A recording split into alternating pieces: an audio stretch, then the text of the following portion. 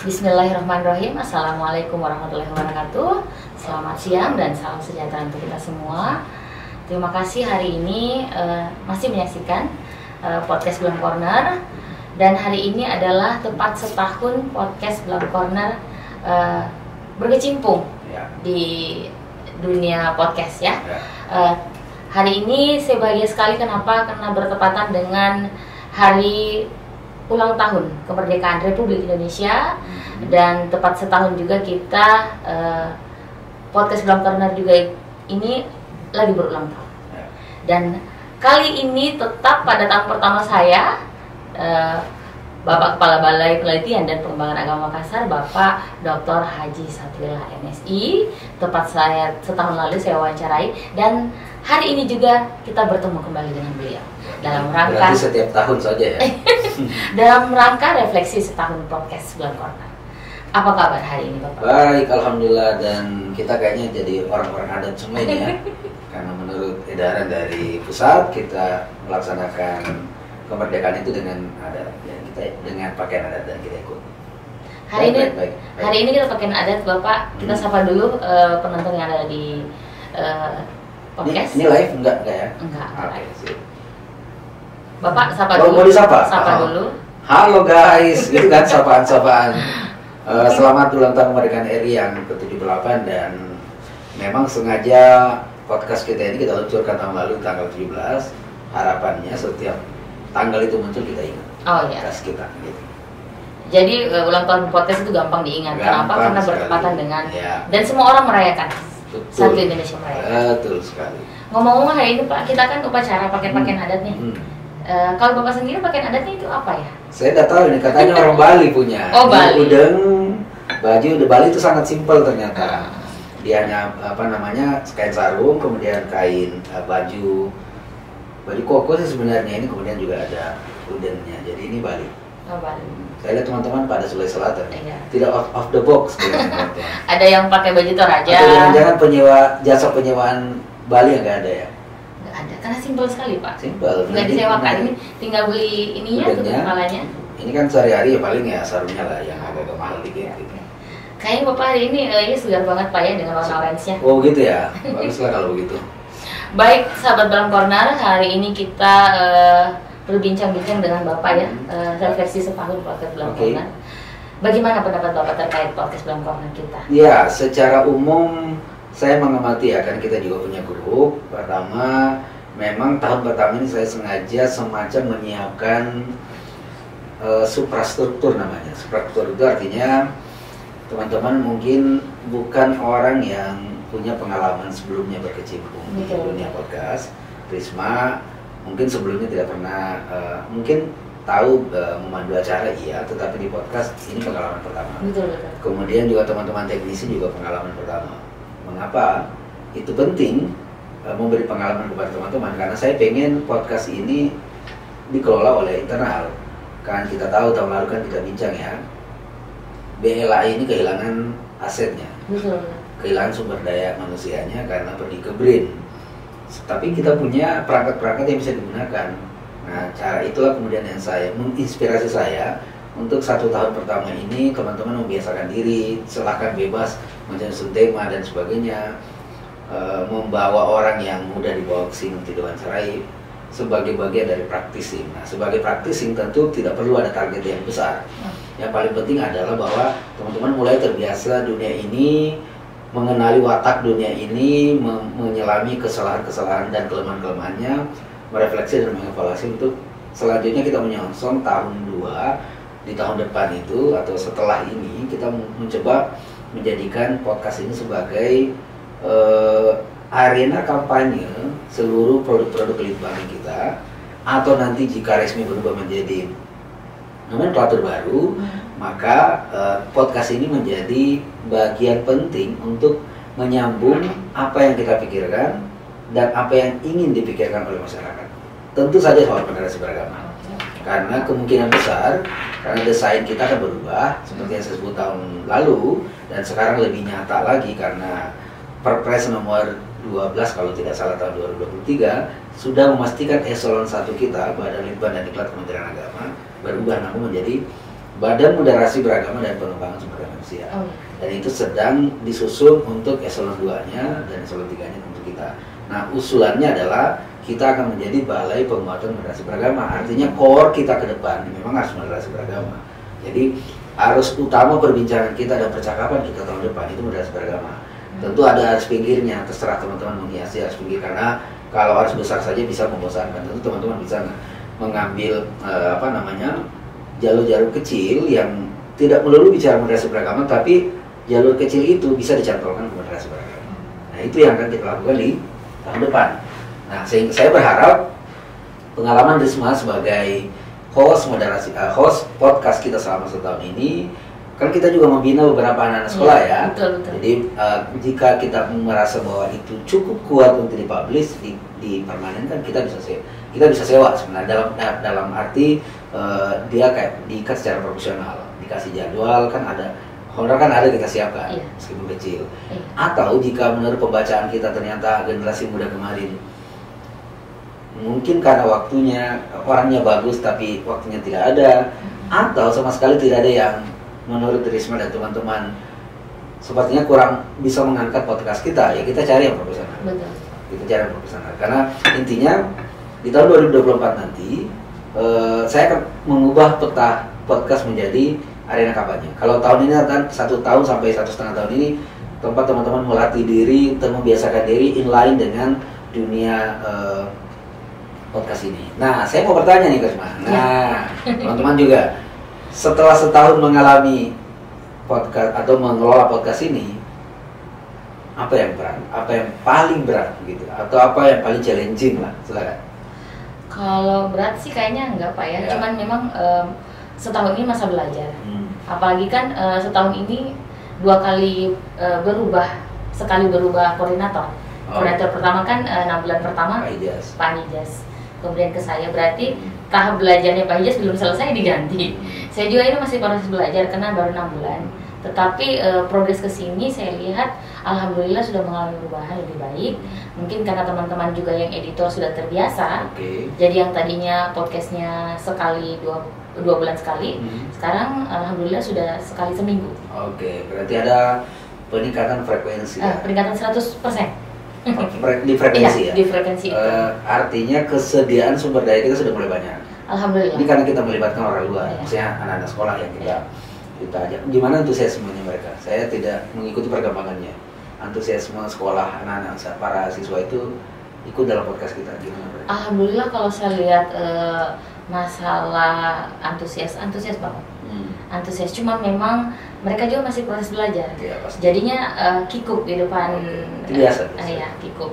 Kalau di kamera biasa enggak, cuman kalau di depan ini layar kikuk. Yang tadinya ada di kepala enggak bisa keluar. Mungkin karena studi kita agak mewah ini. Pas datang, ini kira-kira podcastnya Deddy Corbuzier ya? Iya, jadi agak mewah memang. Podcast kita itu sangat mewah. Jadi justru itu sebenarnya jualan kita. Jadi kita ini bisa menjadikan podcast ini setara dengan orang-orang yang sekarang mengelola podcast. Tinggal memang kalau saya amati soal momentumnya saja. Saya kok tidak percaya ada orang yang lebih profesional dari yang lainnya, karena orang-orang yang berkecimpung di dalam podcast saat ini yang populer juga basisnya juga bukan host. Basisnya bukan bakal ada pelawak, ada yang atlet kayak Denny Sumargo itu kan atlet. Kemudian kalau Deddy Corbuzier pesulap, kemudian masuk di entertainment. Bahkan kalau Anda lihat podcast yang lagi populer di Indonesia ini sering mungkin warawiri di media sosial kita, itu kebanyakan orang yang tidak punya latar belakang host sama sekali. Najwa Shihab malah mungkin kalah main di podcast. Bahkan Rhoma Irama muncul sebagai host. Betul. Semua orang muncul sebagai host. Artinya ini peluang kepada siapapun. Jadi tidak lagi bicara bahwa saya nggak punya bakat deh. Saya nggak yakin Rhoma Irama punya bakat untuk jadi presenter. Saya melihat aku juga. Saya mulai beberapa kali podcastnya Rhoma Irama. Ya tapi karena Rhoma Irama sudah punya nama, jadi dia orang bisa mengikut. Tapi kayak Pras Teguh misalnya, seorang pelawak, dia ngakak aja itu. Tapi ngakaknya bawa santai, relax, ayo mancing peminat. Jadi kita perlu belajar ke mereka sebenarnya apa kunci sampai orang-orang ini sukses. Padahal latar belakangnya bukan orang yang berkecimpung dunia yang seperti ini, bukan entertaining dalam versi broadcasting, tapi mereka entertain aktor, pelawak dan sebagainya. Tapi kok sukses mengelola podcast? Tentu itu menjadi pelajaran. Jadi tidak ada lagi alasan bagi saya, teman-teman merasa tidak ada bakatku di situ. Boleh jadi iya, dalam pengertian bahwa membaca diri. Intinya yang kalau saya baca nonton beberapa video kita, rileksnya memang kurang rileks. Yeah. Lebih terlihat bahwa adik-adik kita yang di siswa itu terlihat bahwa kadang-kadang inline dengan apa yang dipaparkan oleh narasumber, tapi kelihatan lebih banyak menunggu pertanyaan selanjutnya. Jadi pertanyaan rundown. Rundown. Jadi problemnya adalah sebenarnya kalau jeli bisa ngambil dari narasumber kita itu, misalnya begini, dia menceritakan sesuatu, nah kita amati aja bagian mana yang Anda ingin dalami dari kata-kata itu. Iya, betul. Itu sebenarnya itu. Jadi buat nanti podcast kita selanjutnya itu ngobrol aja begitu. Okay. Bukan kayak gaya TV. Coba lihat deh podcast Deddy Sumargo bla bla bla. Itu ngobrol. Betul. Obrolan warung kopi yang dibuat direkam. Hanya ngobrol yang dibawa di ruang podcast. Di ruang podcast. Tapi dia ngobrol sesungguhnya. Ngobrol, jadi beneran ngobrol, bukan ngobrol yang dibuat-buat, beneran ngobrol. Tapi tentu kemampuan host untuk membangun suasana ngobrol itulah tantangannya. Betul. Suasananya rileks, suasananya kalau hostnya rileks, narasumbernya juga pasti rileks. Kalau hostnya tegang, narasumbernya juga ikutan tegang. Nah, itu menjadi, karena host itu sebenarnya dalam dunia seperti ini dialah pengendalinya, bukan narasumbernya. Kalau dunia seperti ini sebenarnya yang utama Anda, yang host. Anda yang mengendalikan situasi, bukan narasumbernya. Jadi Anda harus meliding. Jadi teman-teman yang jadi host itu harus melid situasi. Coba lihat di Kobuser. Jadi pusatnya kan ketika kita podcast Kobuser, Prasteguh, sebenarnya kita tidak ke artinya ke Prasteguhnya. Yeah. Fokus kita ke situ. Jadi sebenarnya ruang podcast ini adalah ruangnya host. Host adalah the real authority. Nah, kemampuan untuk mengelola forum itu menjadi challenging. Tentu tidak mudah. Jam terbang penting. Nah, betul, jam terbang. Jam terbang penting. Orang-orang yang terbiasa ngobrol warung kopi ternyata itu punya potensi yang luar biasa besar di ruang podcast. Berarti saya harus rajin ke warung kopi, Pak ya? Kopi, makanya kayak kombinasi nih. Oke, sahabat Belum Corner, tadi Bapak Kepala Balai sudah memaparkan bahwa setahun ini pandangan Bapak Kepala Balai seperti itu ya. Kalau pendapat saya sih Pak, betul tadi kata Bapak bahwa butuh jam terbang, itu yang utama. Tapi ada juga yang jam terbang atau jamnya yang terbang? Jam terbang, butuh jam terbang. Karena terkadang walaupun dia seorang pelawak ataupun seorang desainer, kalau sudah keseringan ngobrol pasti bisa. Begitupun juga passion, kalau saya lihat Pak ya. Ya, passion tentu pasti. Ada orang yang senang memang lihat orang yang selalu melucu. Ada orang yang senang dengan nonton dengan host yang intelektualnya tinggi. Itu passion. Makanya saya lihat waktu anak-anak ngobrol, saya pelajari satu-satu Pak. Mulai dari host yang pertama dari Mbak Ica itu. Oh, ternyata dia iya, larinya ke sini ini anak. Ini ke sini. Cuman memang butuh jam terbang. Saya rasa kalau mereka sudah terbiasa 2-3 bulan selanjutnya mungkin mengalahkan kami yang ada di sini. Iya, kan. Kalau saya lihat. Bisa jadi. Iya. Bisa jadi kalau misalnya soal jam terbang itu memang salah satu kata kunci dalam dunia apapun sih sebenarnya. Iya. Apapun. Mau penelitian, mau apalagi yang begini kan sebenarnya kelenturan yang dibutuhkan, lentur, nyantai, fokus gitu. Nah, yang membedakan kita dengan entertaining itu yang kayak teman-teman itu Kobuser dan sebagainya, kita lebih berbobot temanya gitu. Betul. Kita lebih berbobot. Jadi saya sarankan nanti teman-teman nonton Habib Hussein Ja'far yang login itu. Ada podcast yang dibuat oleh Deddy Kobuser di bulan Ramadan yang lalu, judulnya Login gitu. Itu menghadirkan si Onat dan Habib Hussein Ja'far. Nonton saya. Ya itu menarik karena Habib Hussein Ja'far mewakili Islam, Onat mewakili Katolik. Betul. Nah mereka mempercakapkan agama dengan cara yang sangat santai gitu. Nah itu juga bisa menjadi inspirasi kita ke depan karena ruang percakapan kita ruang itu soal moderasi beragama. Jadi moderasi beragama ini jangan dibuat konseptual saja. tapi dia dibuat praktikal gitu. Sebenarnya moderasi beragama itu apa sih? Misalnya kita hari ini pakaian adat, semuanya pakaian adat, kita bisa kok membincang satu indikator moderasi beragama melalui pakaian adat ini. Satu yang indikator moderasi beragama yang keempat itu kan penerimaan terhadap tradisi, begitu. Tradisi ekspresinya ada dua, ekspresi fisik dan ekspresi nilai. Fisiknya itu dalam bentuk pakaian, dalam bentuk rumah, dalam bentuk arsitektur lokal, dalam bentuk tata kelola desa dan sebagainya, itu fisiknya. Tapi ada nilainya dalam bentuk tata perilaku kita dan sebagainya. Misalnya Risma dengan pakaian adat Bugis, baju bodo ya. Iya. Kemudian ini tentu tidak bisa caleda. Mengapa? Karena setup baju bodo itu anggun begitu. Yang Malebi. Ya produksinya adalah Malebi. Nah Malebi ini apa? Malebi ini konsep. Konsep yang ditawarkan orang Bugis tentang perempuan yang ideal gitu. Itu konsep. Nah, Barat juga punya konsep tentang perempuan yang ideal. Arab punya konsep tentang perempuan yang ideal. Timur Tengah, Afrika punya konsep tentang perempuan ideal. Kita di Bugis punya konsep Malebi. Nah, perempuan Malebi ini adalah perempuan Indonesia. Sekarang perempuan Malebi ini ketemu dengan konsep Islam. Gimana menyelesaikan itu?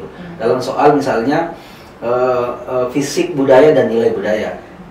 Budaya Malebi ketemu dengan Islam berbasis baju bodo, maka ketemulah perempuan berjilbab pakai baju bodo. Itu perjumpaan antara Islam dan lokal. Jadi yang Risma saat ini yang pakaian ini adalah evolusi budaya sebenarnya. Dulu di tahun 70-an itu orang kalau pakai baju bodo nggak ada yang berjilbab. Nggak ada berjilbab. Karena merasa bahwa baju bodo yang orisinil adalah yang memang kelihatan. Karena masyarakat Bugis itu tidak menganggap kelihatan itu sebagai seksual, tapi dia sebagai beautiful, sesuatu yang punya nilai estetik. Tetapi Islam punya standar moral yang kemudian kita terima sebagai standar universal, maka dibuatlah eksperimental yang namanya seperti ini, jilbab, pakai manset, tertutup, tetapi tetap Bugis. Nah itu namanya perjumpaan. Nah ini moderasi beragama. Perjumpaan antara nilai universal Islam dengan nilai lokal Bugis dalam praktik berpakaian. Ketemulah praktik yang sekarang ini, jilbab, mindset, baju bodo. Nggak ada yang hilang sama sekali. Baju bodonya diterima, nilai Islamnya kita terima. Jadi identitas Anda sebagai muslimah ada, tapi identitas Anda sebagai orang Sulawesi Selatan berbasis Bugis juga ada gitu. Wah, menarik ini. Nah, moderasi beragama itu di situ. Tidak menghilangkan dua unsur, tetapi bagaimana menemukan titik temu.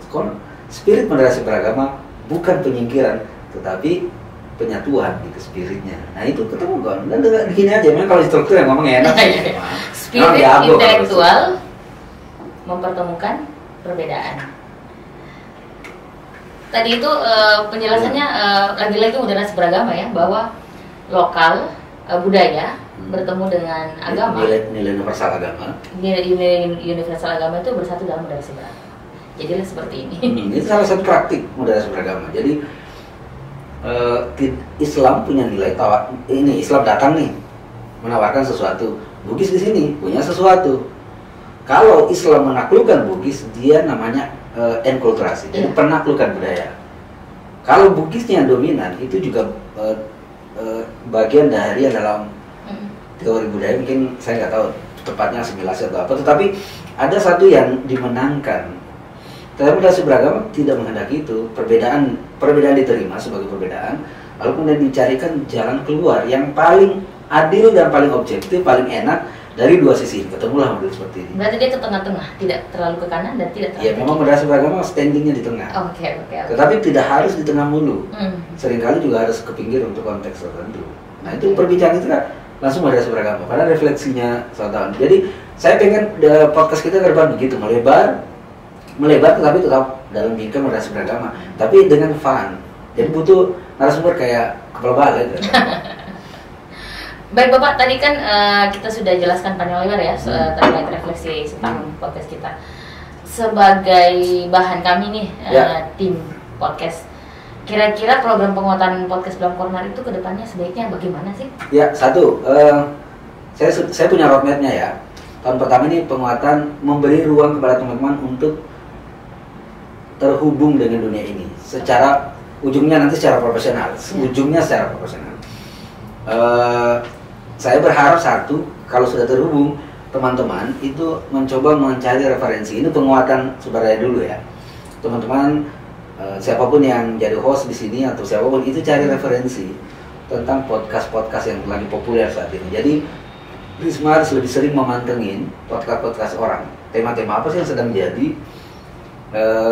Kalau dalam gelembung algoritma Facebook, algoritma media sosial sekarang, tema apa sih sebenarnya yang lagi populer? Nah, kalau saya lihat kan saya tidak melakukan riset, tapi yang spontan aja muncul.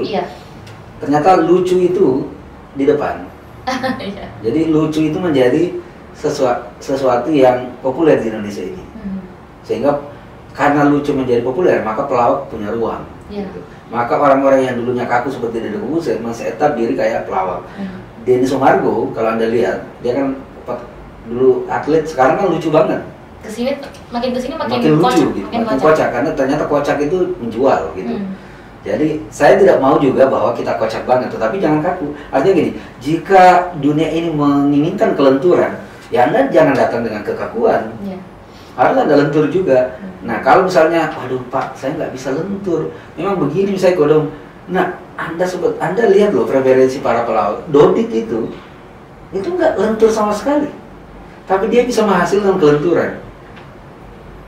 Malah kekakuannya itu jadi lucu. Nah, itu yang saya maksud. Jadi kalau saya perhatikan begitu. Jadi saya sering dulu ya, saya sedikit sedikit melebarkan. Contoh, saya sering ditanya teman-teman, bagaimana cara mendidik anak? Saya bilang nggak ada, nggak ada, karena kita lahir dengan situasi yang berbeda. Anda dengan saya berbeda.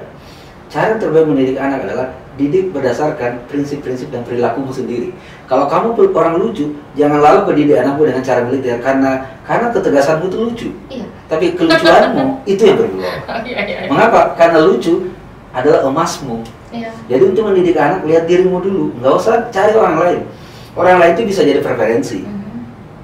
Didikan keras, didikan lembut, didikan membebaskan, itu semuanya benar jika didrive oleh orang benar. Kalau kayak saya, basisnya lucu, tiba-tiba saya tegas kepada anak-anak saya, ketegasan saya jadi lucu, tidak bermakna apa-apa. Mengapa? Karena basis saya nggak tegas sama sekali. Sketsa saya oleh Tuhan itu tidak ada tegas-tegasnya. Jadi kalau saya menggunakan paradigma militer untuk mendidik, itu lucu malah jadinya. Basis saya adalah lentur, lucu. Nah itu yang saya gunakan, itu jauh berwibawa. Kenapa? Karena dari hati. Kalau berbeda fashion lagi, bisa-bisa nggak masuk di otak. Jadi intinya kelenturan ditawarkan di sana. Saya tidak bisa lentur dalam diri saya, tapi saya bisa menawarkan kelenturan sebagai output. Nah di situ, artinya melihat diri, melihat kan dalam Islam itu ada namanya man arafa nafsahu faqad arafa rabbahu. Siapa yang mengenali dirinya, maka dia mengenali Tuhannya. Jadi sebenarnya Tuhan dalam konteks ini bukan siapa-siapa. Tuhan itu gini, konsep Tuhan itu kan banyak ya konsepnya. Dalam Islam itu kita ini manusia, jadi manusia karena ada ruh ketuhanan dalam diri kita. Jadi ada chip ketuhanan. Kita ini adalah kayak pencipta Nabi Adam misalnya, itu fisiknya dulu, baru diberi chip ruh Tuhan. Wa nufikha min ruhi, saya tiupkan dari ruhku. Jadi kita ini sebenarnya chip yang terhubung dengan Tuhan. Jadi misalnya Tuhan, bayangkan Tuhan di sini, itu ada chipnya di kita semua. Itu yang menghidupkan kita sebagai manusia. Nah kalau Anda mengenali dirimu, Anda mengenali chip. Chip yang dititipkan Tuhan kepada diri kita itu beda-beda. Beda karakternya. Jadi pengenalan terhadap chip itulah yang membawa Anda menjadi orang yang dilihat oleh orang. Nah, kita juga bisa bawa dalam semua konteks, termasuk ketika mengelola seperti ini. Ada role model di depan sana. Kok Deddy Corbuzier banyak penggemarnya ya? Tiba-tiba Anda menjadi Deddy Corbuzier. Ketika Anda mengambil Deddy Corbuzier dari Anda gagal. Mengapa? Anda menjadi orang lain. Iya, betul. Lihat Pras Teguh. Lucu ya. Tiba-tiba terdengar dan mau jadi Pras Teguh. Ya Anda gagal. Karena Anda bukan Pras Teguh. Iya, passionnya beda. Dari sana hanya menginspirasi. Paling tidak, yang mana yang paling dekat dengan chip yang saya punya. Itu yang coba digeluti, didalami. Dan untuk menemukan diri sendiri. Nah, ketika Anda menemukan diri Anda sendiri, mudah sekali mengelola apa-apa. Berarti kita harus menemukan sisi terdalam dan terbaik yang kita miliki. Untuk kita explore. Ya. bahasa saya gini, ikan akan bodoh selamanya kalau standar untuk mengukir ikan adalah manjat pohon. Ya. Selamanya dia akan bodoh. Nggak akan bisa. Dan kita akan selalu menganggap bodohnya nih ikan tidak bisa manjat. Padahal ikan tidak diciptakan untuk manjat, tapi berenang. Ya, betul. Kita semua ini diciptakan dengan passion berbeda-beda. Jadi kalau Anda melihat orang jauhnya nih orang, iya karena dia dapat passionnya. Kalau Anda bilang, saya mau juga seperti itu, tapi Anda tidak passion itu, ya habis Anda. Ya, nah itu satu untuk teman-teman yang pengelola. Ya. Nah, yang kedua untuk yang pengelolaan administrasinya, ya. Ke depan mungkin akan banyak program. Saya pengen begini. Jadi ada satu ruang acara, mungkin misalnya 7 hari nih. Ya. Satu acara yang dilanjutkan semua teman-teman BLA mengelola seperti yang saat ini. Kemudian yang kedua ada ruang untuk mengadvokasi generasi muda. Mungkin generasi selanjutnya Mutia sudah nggak ada CS, kita advokasi lagi, bukan untuk tapi memberi pengalaman sekali lagi pada hidupnya. Nah yang ketiga ruang agak profesional. Kita ngambil orang-orang yang menurut teman-teman kayaknya kita bisa hire itu dalam program tertentu, tapi dia tidak mematikan kita. Jadi kita bisa buat 3 program. Satu program untuk melanjutkan pengalaman tentang BLA dalam dunia podcast. Satu program untuk mengadvokasi generasi muda, yang satu lagi kita kayak entertaining begitu. Jadi ini cara untuk menarik orang masuk ke melihat podcast kita. Itu kan sebenarnya kalau kita sudah pede dengan konten kita, tinggal cari cara untuk menarik orang masuk gitu. Menarik orang masuk. Misalnya saya punya pengalaman nulis di Locita dan kayak Saleh kan. Awal-awalnya kan juga tidak banyak pembacanya di Locita itu. Nah, ketika saya nulis tentang Rina Nose, kan pertarungan antara Abdul Somad dengan Rina Nose, itu tiba-tiba 40.000 pembacanya. Dan saya lihat, itu ternyata memancing orang lain untuk masuk ke tulisan-tulisan yang lain. Iya, betul. Jadi, jangan pernah berhenti memproduksi apapun. Sekali nanti kena, kena klik dengan publik, itu akan berbondong-bondong publik masuk dan itu akan mengambil berbondong-bondong untuk menyoroti apa dan sih? Itu mengangkat apa sebenarnya. Apa sih? Nah, sama dengan apa namanya? Blog bukan blog web kita kemarin. Kan beberapa tulisan viral itu. Nah, itu ternyata bagus, banyak kali tulisan bagus di sini. Iya, akhirnya banyak yang melihat. Setelah kita punya kita yakin dengan produk kita, sekarang kita tinggal cari caranya untuk membobol jendela minat publik untuk melihat kita. Nah, itu strategi keempatnya. Jadi strategi pertama ini adalah penyiapan. Strategi kedua itu nanti yang saya sebutkan sekarang ini, tadi memproduksi dengan 3 hal karena saya lihat penting untuk mendidik generasi muda. Tapi kalau kita main on the box misalnya, yang kita tawarkan Hijaz bicara BMN, Nanda bicara smart, siapa yang menonton? Paling kita aja, karena itu bukan berarti tidak bagus, tapi tidak dibutuhkan oleh publik. Nah, yang ketiga ini nanti kita desain untuk mencolok orang masuk. Nanti setelah lihat, Anda tahu bicara tentang BMN, maka juga deh. Nah itu jadi masuk dulu gitu. Nanti itu akan strategi ketiga dan keempat. Kira-kira itu yang saya bayangkan. Kalau saya masih kepala balik di sini, belum tentu tuh. Tapi kalau tidak, kalau misalnya saya kan sudah 5 tahun ya, kemungkinan the rolling besar sekali. Nah, saya sih berharap teman-teman melanjutkan visi ini, punya visi saja. Visi sendiri masing-masing, tapi hidupkan podcast ini kan ini rugi kalau nggak dihidupkan sudah sekeren ini gitu. Iya betul. Kira-kira begitu. Ini waktunya udah berapa? Dan habis kayaknya saya berharap kedepannya ya Pak ya, mau Bapak ataupun siapa itu bisa membantu melanjutkan ini dan saya kira yang terutama juga semoga anggarannya lebih banyak dari ini. Itu gampang kalau soal anggaran supaya bisa mengundang banyak tinggal fokus narasumber. Tinggal fokus aja kan memang nggak fokus. Saya nggak mau belum menyisir anggaran karena memang tahun ini baru setahun kan. Bahasanya latihan, tapi sebenarnya itu bahasa kasar. Bahasa kerennya adalah menghubungkan teman-teman dengan dunia ini. Oke. Nanti kalau sudah saya terhubung, kita coba cari cara untuk membuat. Tapi dana ini memang kalau problemnya adalah ya kita di kantor. Kalau di kantor nggak bisa dibiayai sama sekali. Untuk teman-teman memang.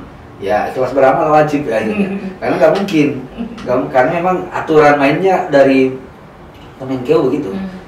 Ya, siapapun yang dari misalnya saya nih keluar 1 jam di sini, di luar mungkin saya bisa dibayar 3 juta, 4 juta, di sini nggak mungkin. Betul. Ini kantor saya, jam hari kerja pula buat transfer nggak mungkin gitu. Tapi itu harus dipahami juga teman-teman. Bapak ini saya mau minta pendapat Bapak nih, ini sekalian tim podcast juga nonton. Bagaimana sih menurut pendapat Bapak terkait kinerja kami selama setahun? Bagus, bagus. Oh, gitu. Jadi progresnya ada.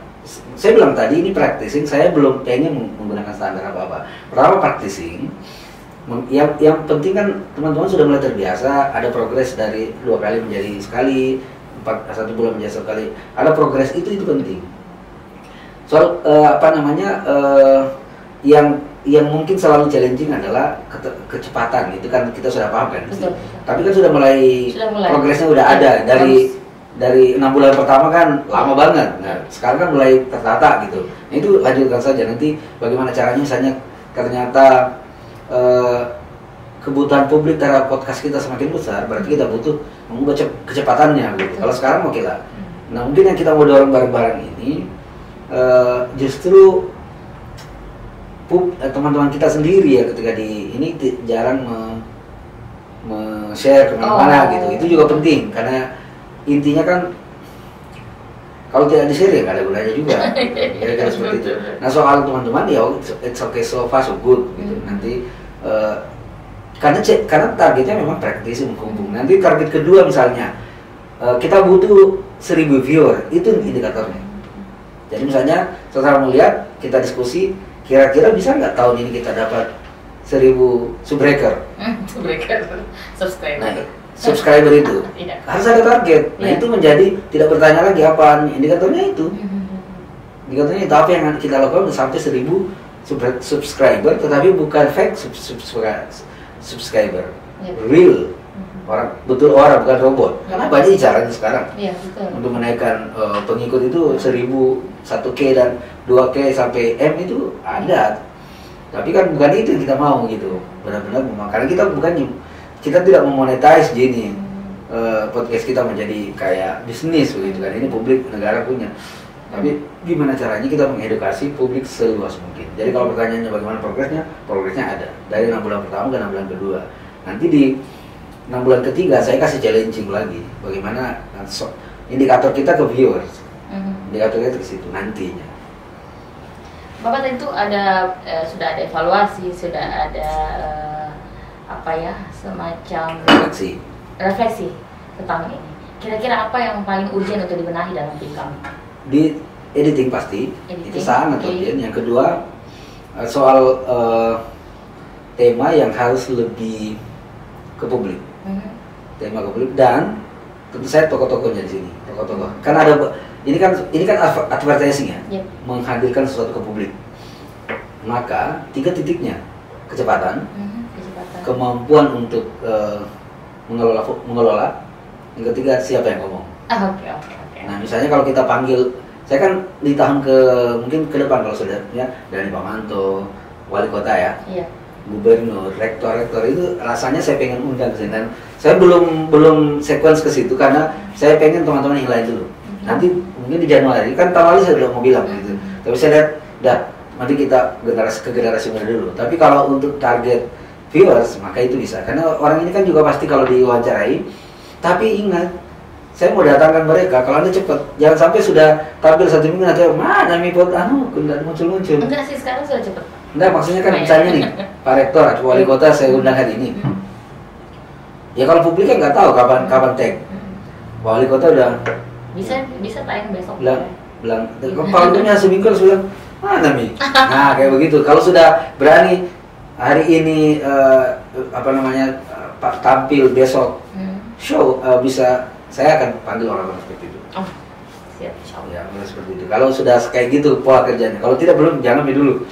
Karena nanti nasihat juga ya nih. Sudah datang mungkin 1 kali tampil seperti radio apa dulu itu. Ini radio ini ya. Sekali mengudara, sebulan tidak. Begitu. Oke Bapak. Ini terkait dengan hari ini kita hari ulang tahun Republik Indonesia yang ke-78 dan hari setahun ulang tahun podcast Blank Corner. Apa harapan Bapak ini untuk tim podcast, khususnya tim podcast dan untuk kinerja juga Bang? Harapan saya ada dua. kata kuncinya mengedukasi. Pertama, saya berharap podcast ini mengedukasi teman-teman sendiri soal moderasi beragama. Jangan sampai Ocha duduk di situ, Dina duduk di situ, Risma duduk di sini, setiap saat membincang moderasi beragama, tapi ternyata juga tidak paham core moderasi beragama. Karena fokusnya Ocha hanya, saya kan tugasnya, mental modelnya kan hanya, saya kan cuma tugasnya membuat. Apa hubungannya saya dengan situ? Nah, padahal kan sudah bicara mental perubahan mental model, kepeloporan, atau Lina bilang, saya kan cuma tugasnya editing. Padahal editing menjadi hal yang sangat penting, karena untuk mengetahui emas-emasnya perbincangan itu editing. Gitu. Nah, itu satu, mengedukasi kita semua untuk lebih bergerak, lebih maju. Ingat, kantor kita ditinggalkan orang-orang yang punya kualitas bagus. Betul. Tapi saya tidak percaya bahwa yang tertinggal tidak bagus kualitasnya, hanya tidak diberi kesempatan aja. Nah, setahun ini kan diberi kesempatan, oke, bisa saya gerakkan. Kan sekarang kantor kita tetap berwibawa kan, di depan orang-orang dipanggil juga tetap senang karena ada honornya tuh. Gitu, tetap senang. Nah, itu satu, mengedukasi diri kita. Yang kedua, kita mengedukasi publik. Melalui podcast seperti ini saya berharap edukasi publik tentang moderasi beragama kita ikut main di situ. Karena publik kita butuh perspektif tentang moderasi beragama. Di luar sana orang main juga, yang kita sebut fundamental, yang kita sebut liberal, itu juga main di arena yang sama. Mereka juga punya YouTube, punya podcast, punya ruang digital yang mungkin jauh lebih profesional dari kita. Saya mau kasih tahu contoh ya, mengapa kemudian semua orang sekarang atau 60% atau sampai 70% orang sepakat mengucapkan selamat Natal haram. Itu kan bukan soal salah benar, tapi mengapa itu muncul di era 2010-an ke bawah. Sementara Risma SMA tahun berapa? 2004. Di 2004 saja ke bawah, itu belum ada perbincangan tentang selamat Natal haram atau tidak? Iya. Sama sekali belum ada. Berarti ada yang mendrive perbincangan ini. Bukan sesuatu yang tiba-tiba ditemukan oleh orang bahwa oh salah. Bukan, ini didrive oleh kelompok tertentu melalui media sosial dan disebar ke publik, dan publik percaya itu benar. Berarti orang bekerja begitu. Orang bekerja untuk menawarkan gagasannya, dan kebetulan gagasan tentang ucapan selamat Natal dulu itu tidak ada yang membahas. Nah, karena ada yang membahas, orang percaya bahwa itu benar. Yeah. Nah, akhirnya berbondong-bondong mengatakan, oh ucapan selamat Natal haram. Bukan salah loh itu benar. Tapi penting untuk diketahui mengapa itu muncul di tengah jalan ini. Apakah masyarakat Indonesia baru sadar? Apa Anda mau menuduh Ki Ahmad Dahlan, Ki Hasyim Asy'ari dulu tidak sadar? Apakah selamat Natal itu baru muncul tahun 2016? Enggak, itu peristiwa lama. Lama banget.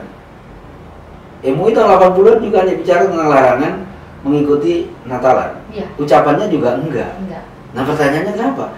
Ternyata ada orang yang main di media sosial menawarkan ke publik dan publik percaya. Ya. Artinya ada yang bekerja. Nah, kalau ada yang bekerja, ada yang tidak bekerja, maka yang bekerja ini nanti yang menguasai. Dan itu kejadian saat ini. Riset kita tahun 2016 itu menunjukkan ada sekitar 10% siswa itu setuju dengan tindakan kekerasan atas nama agama, 10%. Itu kan kita lacak itu. Kenapa sih? Kenapa ada? Jadi di satu sekolah di Makassar. Ternyata bukan di sekolahnya, tapi di media sosial. Nah, providernya siapa? Siapa menyediakan informasi tentang jihad, tentang isu-isu agama yang intoleran di publik? Siapa? Ada kan? Dan kita tidak bisa menyalahkan kau mentong jahat, tidak, bukan. Orang memasarkan gagasannya. Nah, kalau dia memasarkan gagasannya, ya kita harus juga memasarkan gagasannya. Jadi yang kita butuhkan saat ini kontestasi, bukan saling penyingkiran. Kelak akan ketemu persamaan-persamaan. NU dan Muhammad itu tengkar kencang banget tahun 60-an, 70-an, 80-an. Bapak-bapakmu kalau kamu wawancara dengan pace-pace kita dulu, itu kencang banget perdebatan antara NU dan Muhammadiyah. Sekarang tidak berdebat lagi. Kenapa? Sudah ketemu titiknya. Titik kebangsaan. Nah, dari mana pertemuan itu? Puluhan tahun begitu. Puluhan tahun berdebat soal kunut, soal tarwih, soal bla bla bla, puluhan tahun berdebat sampai ketemu titik jenuhnya dan mengatakan ya sudah, Anda silakan jalan. Dan kalau sudah seperti itu kan berarti orang akhirnya damai, bukan berperang.